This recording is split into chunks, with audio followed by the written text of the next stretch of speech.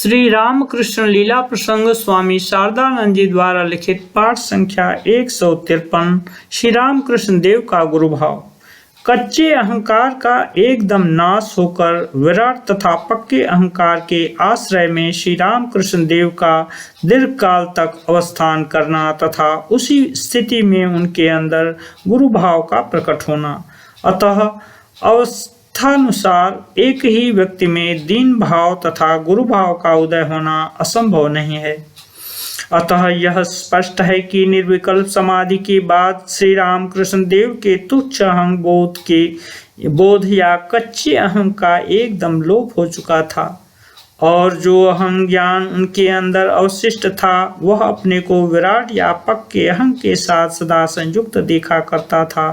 वह कभी अपने को उस विश्वव्यापी अहं भाव के अंग तथा अंश रूप में देखता था और कभी उसके निकट से निकटतम देश में आरूढ़ होकर उस विश्वव्यापी अहं के भीतर लीन हो जाता था।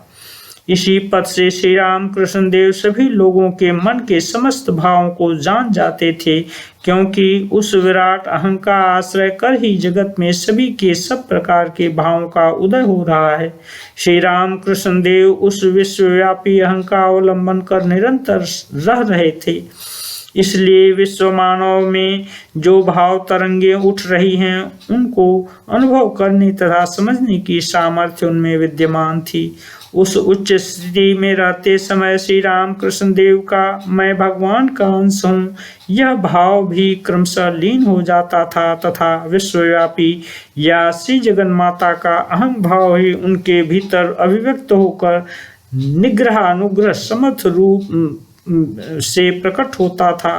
अतः उस समय वे दीनातिदीन के रूप में दिखाई नहीं देते थे। उनके तत्कालीन सामान्य व्यवहार तथा आचरण आदि दूसरे प्रकार के होते थे। उस स्थिति में कल्पतरु के सदृश रूप धारण कर वे भक्तों से पूछा करते थे, तू क्या चाहता है? मानव भक्तों की मांगों को तत्क्षण ही अलौकिक शक्ति प्रभाव से संपूर्ण करने के लिए वे तत्पर हैं। दक्षिणेश्वर में विशेष भक्तों के प्रति कृपा करने के निमित्त श्री रामकृष्ण देव को इस तरह भावाविष्ट होते हुए हमने देखा है। और 1 जनवरी सन 1886 की घटना भी हमने देखी है। उस दिन श्री रामकृष्ण देव ने उसी तरह भावाविष्ट होकर वहां जो भक्त उपस्थित थे उन्हें स्पर्श कर उनके भीतर धर्म शक्ति को संचरित अथवा उनके सुप्त धर्म भाव को जागृत कर दिया था। वह एक अपूर्व घटना थी। यहाँ पर उसका उल्लेख करना अप्रासंगिक न होगा। गुरु भाव का अवलंबन कर श्री रामकृष्ण देव द्वारा इच्छा तथा स्पर्श मात्र से दूसरों के अंदर धर्म शक्ति जागृत कर देने का दृष्टांत 1 जनवरी 1886 ईस्वी की घटना। जनवरी 1 सन 1886 ईस्वी पूस का महीना। उनके भक्तों ने कोई 15-20 दिन से डॉक्टर महेंद्र लाल सरकार के परामर्शानुसार श्री रामकृष्ण देव को कलकत्ते के उत्तर में काशीपुर स्थित रानी कात्यायनी के दामाद गोपाल बाबू के बगीचे में लाकर रखा था। डॉक्टर का कहना था कि कलकत्ते की हवा की अपेक्षा बगीचे की हवा निर्मल है तथा इसमें रहने से यथासंभव उनके गले के रोग का उपशम हो सकता है। बगीचे में आने के 2-4 दिन बाद ही डॉक्टर राजेंद्र लाल दत्त श्री रामकृष्ण देव को देखने आए तथा उन्होंने लाइकोपोडियम 200 नामक एक दवा भी उनको दी। इससे उन्हें कुछ लाभ भी प्रतीत हुआ।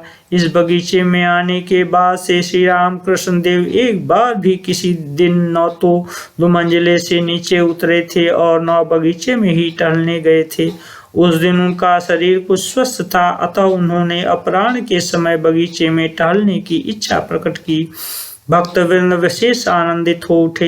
स्वामी विवेकानंद जी उस समय तीव्र वैराग्य अवलंबन पूर्वक सांसारिक उन्नति की कामनाओं को त्याग कर श्री रामकृष्ण देव के समीप निवास कर रहे थे तथा उनके उपदेशानुसार श्री भगवान के साक्षात्कार निमित्त नाना प्रकार की साधनाओं का अनुष्ठान कर रहे थे। वृक्ष के नीचे धूनी या अग्नि प्रज्वलित कर रात्रि भर वे ध्यान, जप, भजन, पाठ इत्यादि किया करते थे।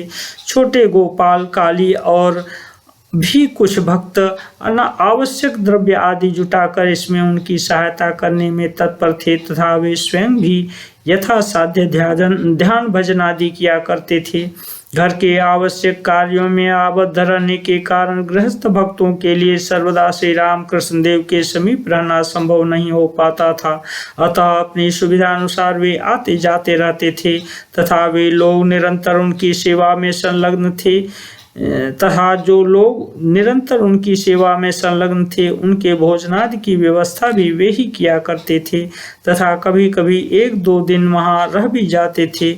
उस दिन अंग्रेजी वर्ष की पहली तारीख होने से छुट्टी थी, अतः उस दिन और भी अनेक भक्त काशीपुर बगीचे में उपस्थित थे। अपराह्न के 3 बज चुके थे। श्री राम कृष्ण देव लाल किनार की धोती कुर्ता, लाल किनारेदार एक मोटी चद्दर, कंटोप तथा चप्पल पहनकर स्वामी अद्भुतानंद के साथ धीरे धीरे ऊपर से नीचे उतरे तथा नीचे के हॉल को देखने के पश्चात पश्चिम दरवाजे के बाहर निकलकर टहलने के लिए बगीचे की ओर चले। उनको टहलते जाते हुए देखकर गृहस्थ भक्तों में से कोई कोई उनके पीछे पीछे चलने लगे। श्रीयुक्त नरेंद्र स्वामी विवेकानंद जी प्रमुख बालक एवं तथा युवक भक्त रात्रि जागरण के कारण क्लांत होकर हॉल के बगल के छोटे कमरे में सो रहे थे। श्री राम कृष्ण देव के साथ उन लोगों को इस प्रकार जाते हुए देखकर श्रीयुक्त लाटू स्वयं अधिक दूर तक जाना आवश्यक समझकर हाल के सम्मुख स्थित छोटे तालाब के निकट तक जाकर लौट आए तथा दूसरे एक युवक भक्त को लेकर श्री राम कृष्ण देव ऊपर के जिस कमरे में रहते थे उसे झाड़ बुहार कर साफ करने लगे तथा उनके बिस्तर आदि धूप में सुखाने लगे।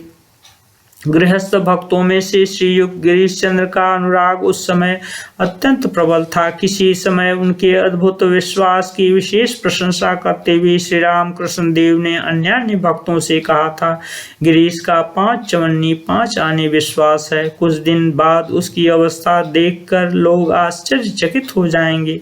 विश्वास भक्ति की प्रबल प्रेरणा से गिरीश चंद्र तभी से श्री राम कृष्ण देव को जीवोद्धार के निमित्त कृपा पूर्वक अवतीर्ण साक्षात भगवान के रूप में सदैव देखा करते थे एवं उनके मना करने पर भी अपनी उस धारणा को सबके समक्ष प्रकट रूप से कहा करते थे।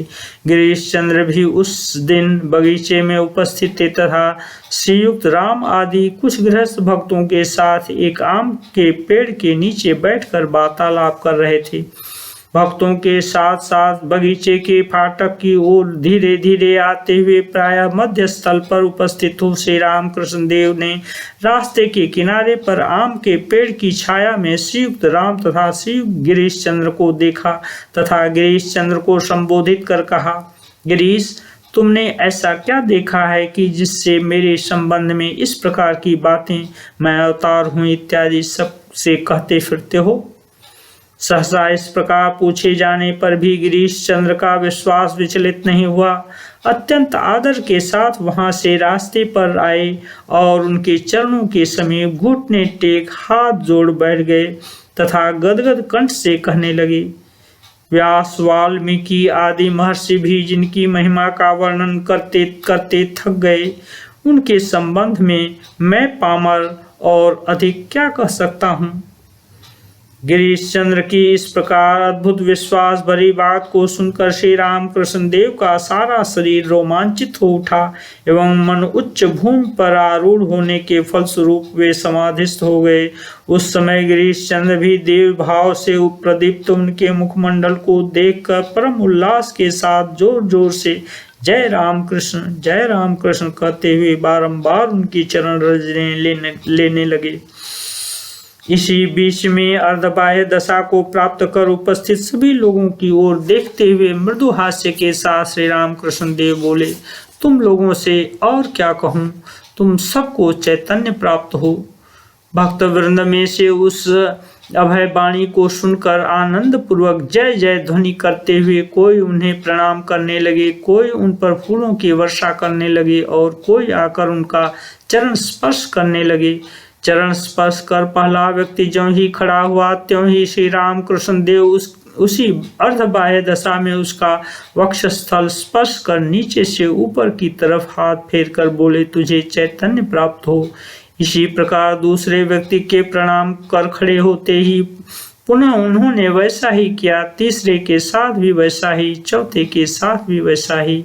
इसी तरह समुपस्थित भक्तों में से सभी का क्रमशः वे इस प्रकार स्पर्श करने लगे और इस अद्भुत स्पर्श के प्रभाव से प्रत्येक के भीतर भावांतर उपस्थित होने के कारण कोई हंसने, कोई रोने, कोई ध्यान करने लगा और कोई स्वयं आनंद विह्वल होकर अहेतुक दयानिधि श्री रामकृष्ण देव की कृपा प्राप्त कर धन्य होने के निमित्त दूसरे लोगों को जोर जोर से पुकारने लगा।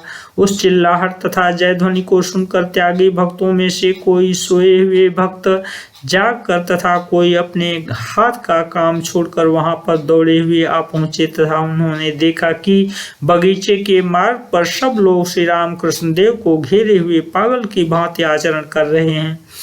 उस दृश्य को देखते ही वे समझ गए कि दक्षिणेश्वर में विशेष विशेष व्यक्तियों पर कृपा करने के लिए दिव्य भावावेश में श्री रामकृष्ण देव का जो अदृष्ट पूर्व लीला अभिनय होता था, उस दिन वहां भी सब पर कृपा करने के लिए वही लीला अभिनय हो रहा है।